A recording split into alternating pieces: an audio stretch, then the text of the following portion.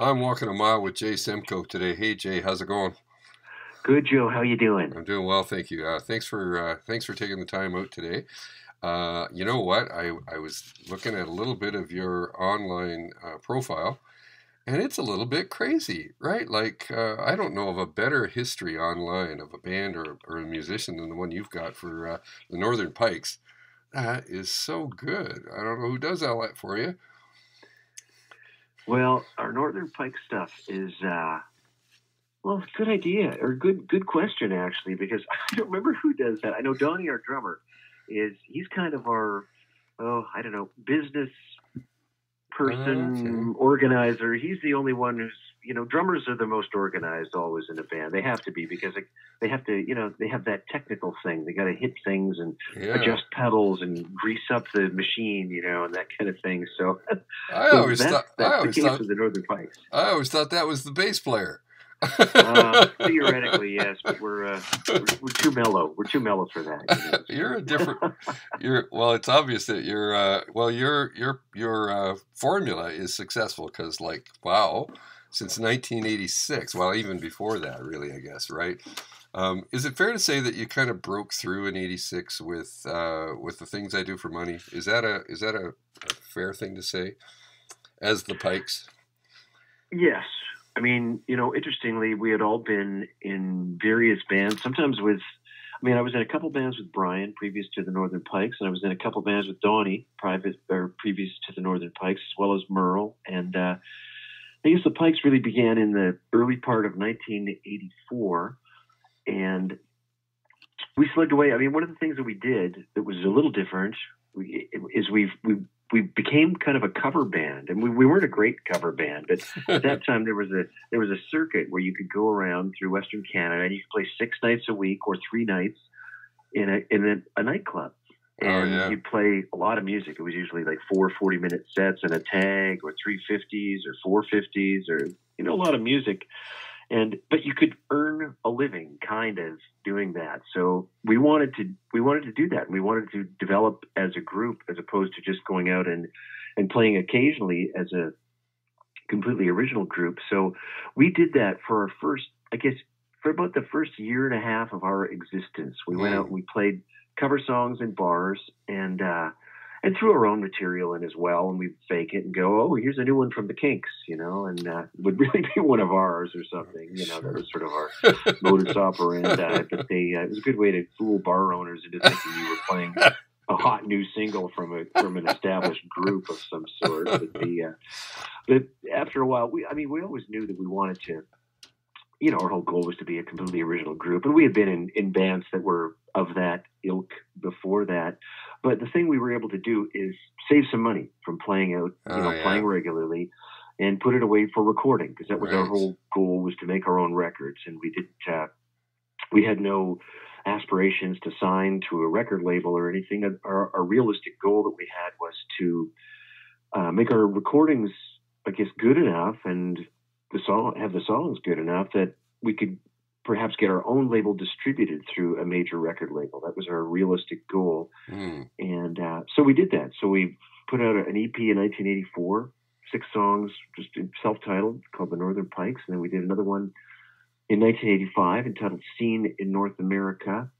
And around the time of the second EP, we kind of dropped our cover songs. We're getting kind of tired of that. We just thought this is what we need to focus on. And part of that was a result of our first trip to Toronto and seeing what the scene was like there, and realizing that, that we were a pretty good band, that we had, some good potential. And by then we had a manager, two managers, as a management team, I guess, who was started working with us, and record labels were starting to get interested in us because of the success of our independent albums, which we had sent out literally all across Canada and the United States, focusing on, I guess, college and independent radio and Right. alternative kind Right. of venues for our music. We were, even though the music seems fairly, I don't want to use the word innocuous, but it seems fairly non unusual now. At the time, it was quite unusual. We were a Yeah. guitar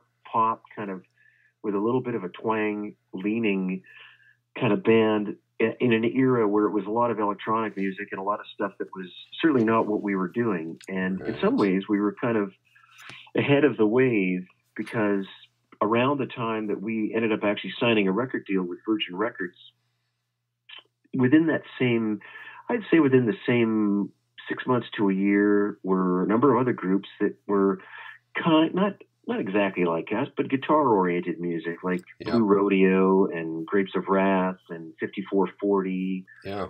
Chalk Circle, other groups along that line that were kind of in our that lived the same world musically, I guess, as we did. Right. And yeah, so Yeah, that was but kind of in a nutshell how we got ourselves up to being able to sign a record deal. as a band though, you guys had chops, right? I mean, that's why it worked, right? You didn't talk the talk, you walked the walk, right? Like, isn't it? That's fair to say, right? You could walk into a studio and you could almost do stuff off the floor, right? Yeah, well, we were really lucky in Saskatoon actually because we had a good buddy, still a really good buddy of mine. His name is Mitch Barnett. He now lives on the West Coast, and he was a recording engineer, and he started kind of doing that in high school and recording me in various versions of groups and musical ensembles that I was associated with, and Mitch would record, and he kept on, and he mixed live sound for us in a number of bands, and then he became the recording engineer, the head engineer at a place called Studio West, which was a kind of a retreat recording studio out near Pike Lake, Saskatchewan, yes, of all places, Yeah. Pike Lake, Yeah. and they built a house there, and it was really a beautiful spot. Unfortunately, it never really took off in terms of the appeal that it could have possibly had. And I think it was just the timing. But anyway, Rich was the engineer out there. So he would sometimes kind of sneak us in the night or we would get a good deep discount to go and record demos and record things out at Studio West. And it really, it developed our chops in the studio, at the same time as being a band that was, playing live. By the time the Northern Pikes started, I mean, we were all in our early 20s, but we had all been on the road with other bands and had played a lot of live music before. So we were, I felt like we were in some ways seasoned kind of professional live musicians.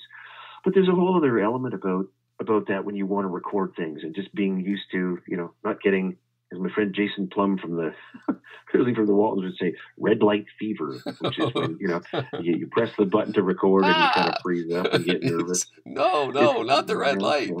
Well, listen. So it's like you've just released your 10th album, right? Time to Time. Yeah, well, that's our that's your current. Well, exactly 10th original live album because the label has put out, I guess, 3 sort of best of albums. We have a couple of live albums out as well and stuff. So it's been, well, that was really a labor of love. Time to Time. We were aware that the 30th anniversary of our album Snow in June was going to be in 2020. Snow in June was released in 1990, and it was our most commercially successful record in the Northern Pikes. We had 3 singles that did really well. There was a song "She Ain't Pretty" and "Girl with a Problem" and "Kiss Me You Fool," and they were all really, songs that were very well received at commercial pop radio, I guess, in Canada and in the United States in some areas too. So we knew that we wanted to do a 30th anniversary of that. And another thing that was really great about that record is that was sort of the first Northern Pikes record where we had a lot of guests. We did the record just outside of Woodstock, New York, in Bearsville Studios, which was very famous for recording a lot of musicians from that area. It was owned by Sally Grossman, who was the widow of Albert Grossman, who was a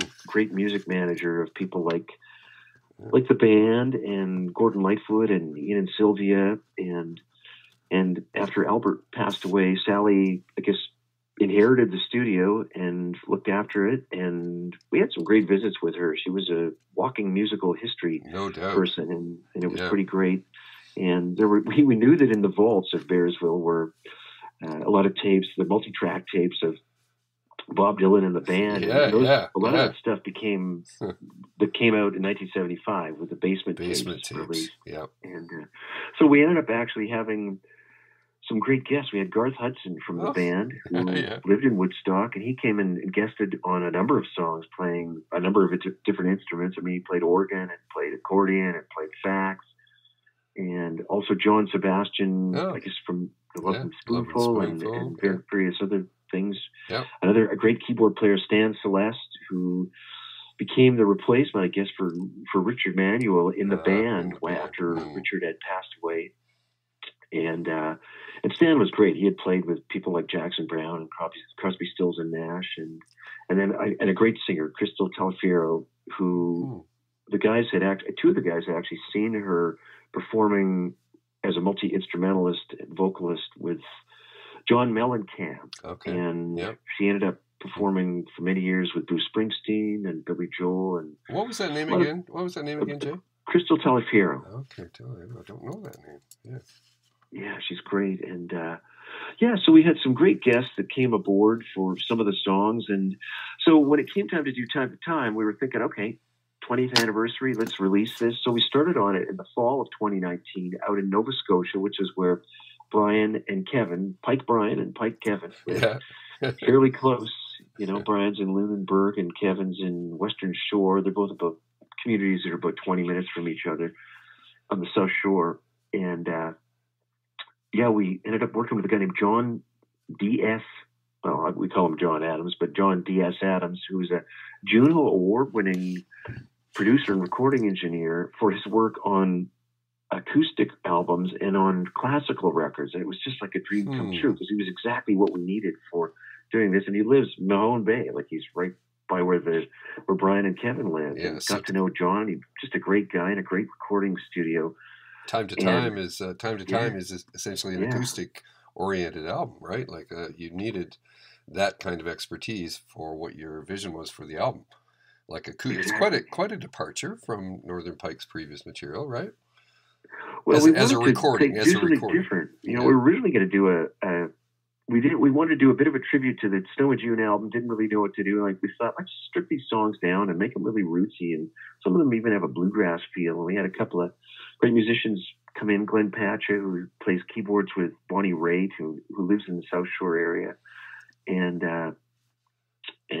Donald McLennan, who plays violin and from Halifax. And they came in and did their thing on the tracks. And so we ended up re-recording 7 songs from Snow in June in a very, I guess we describe it as acoustically reimagined fashion, and also did 3 brand new songs there. So really happy with the way it turned out. We started pre-COVID. COVID happened, delayed everything, so we really didn't finish it till so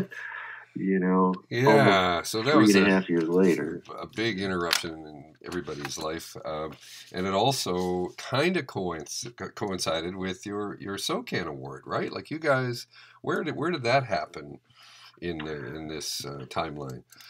Yeah, that was just pre-COVID. That was in 2018. We received.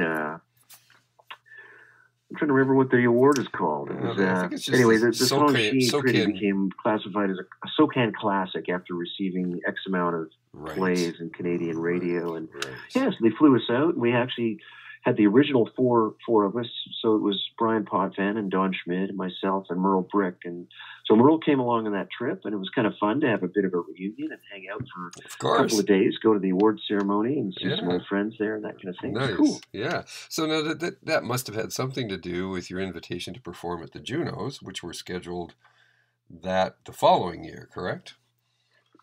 Well, the Junos were happening in 2020, and actually I performed. There was a gig that happened at Bontemps Cafe that was recorded by CBC, Saskatchewan CBC, and it was a great concept. It was called Story into Song, and people submitted stories of events that had occurred in their lives, and myself and 2 other songwriters, Belle Plain and Earl Pereira, were each given a choice of what to kind of choose from these songs and write a song about them from these stories. Yeah, nice. And then perform it and record it live. And that was on March 10th, I believe, at Bontemps. And it was kind of a pre-Juno event, and then the next morning everything was canceled. So we were kind of one of the Right. only kind of Yeah. Juno events that actually took place. Yeah, and the Junos were scheduled to happen in Saskatoon that year, correct? Yes, and unfortunately they were canceled, and it was Yeah. sort of but, a good thing happened. I ended up writing a song with uh, a person by the name of Adrian Sutherland, who's a great singer-songwriter from James Bay, and we wrote a song called "Once That Was You," which Adrian ended up recording that on an album that I guess was released a couple of years later, and it was produced by Colin Linden out of Mm, Nashville. mm. Although Adrian did it remotely, and it got tons of airplay actually on CBC Radio too, which was kind of a neat thing. And it's always cool when you Yeah, can co-write something that people get a chance to hear. Because I do a sure. lot of co-writing with people, but there's only X amount of those songs that actually get recorded, and of those, there's only a small percentage that might actually get released as some kind of a single or Sure. get out to the public. It's kind of a personal growth activity, right? I mean, it helps with your own sort of creative process when you're sharing time with other people who are creative and in the same, musically. But you don't always have something tangible at the end of it.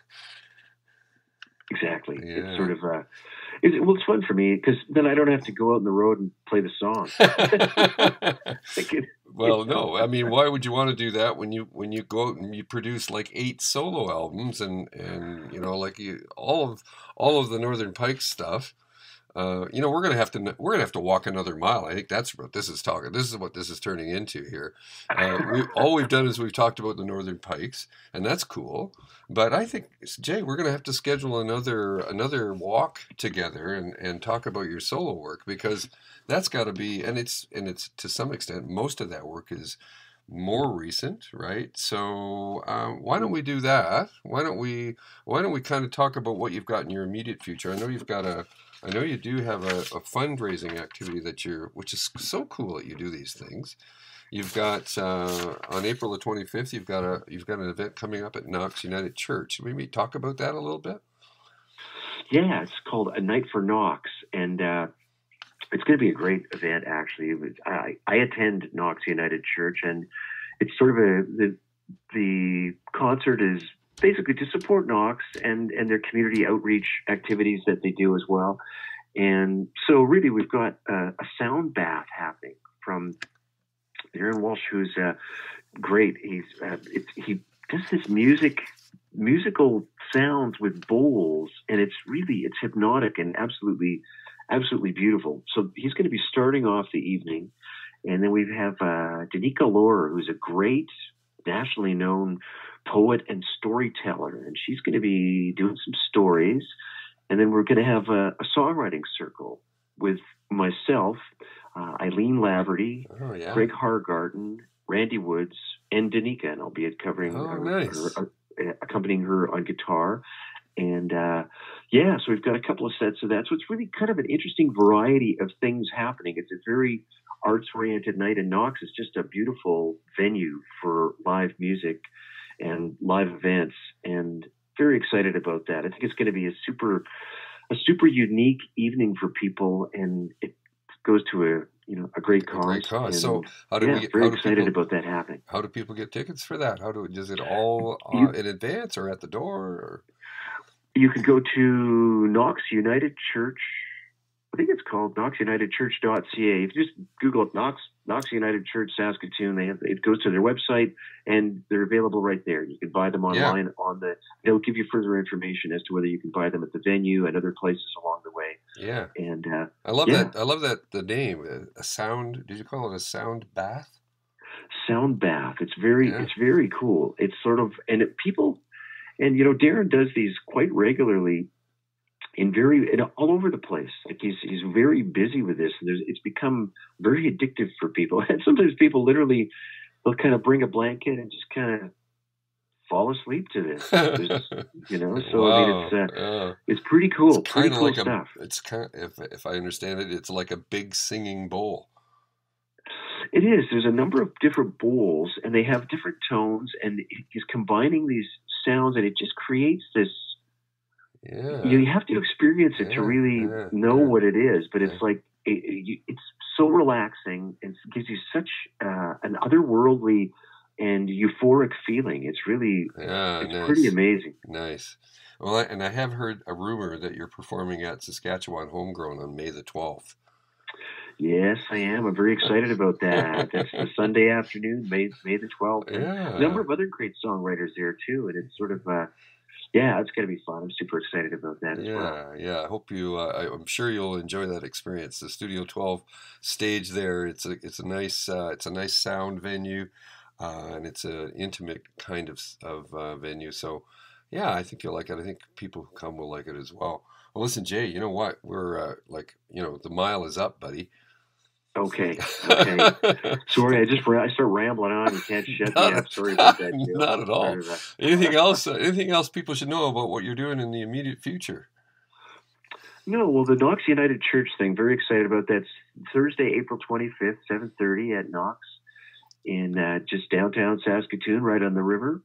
And of course, the Homegrown show on May 12th, Sunday afternoon, and I think that starts at 1 at Studio 12, and I'm really looking forward to that. That's going to be really, I just really have so much fun when I get to perform with other songwriters because I get to hear them. I get to hear their Yeah. music, and that's just sort of so fun for me. And that's the case with both at Knox United and at Studio 12 So great. for the Homegrown show. So great. You're going to bring your poetry book to Homegrown, I hope? Because that was the other thing I want to Yeah. talk about. We're going to have to talk about that on yet another walk. But the poetry Yeah. and lyrics of Jay Semko. And there's an audiobook. Is the audiobook available yet? We're in the final phases of getting that prepared to go out, and it'll be on audible.ca quite soon. And Nice. that's Nice. actually what my work is tonight, is to continue my proofing, going through it all. So, Well, listen, I better let you get back to that. yes, well, thanks, Joe. Hey, Great listen, talking to you, man. It's and great you- talking to you. I and- really enjoyed and chit-chatting here. It's cool. and you too, Jay. Thanks again. Take care. Bye-bye. Thanks, Joe. Take care. All the best. Bye-bye.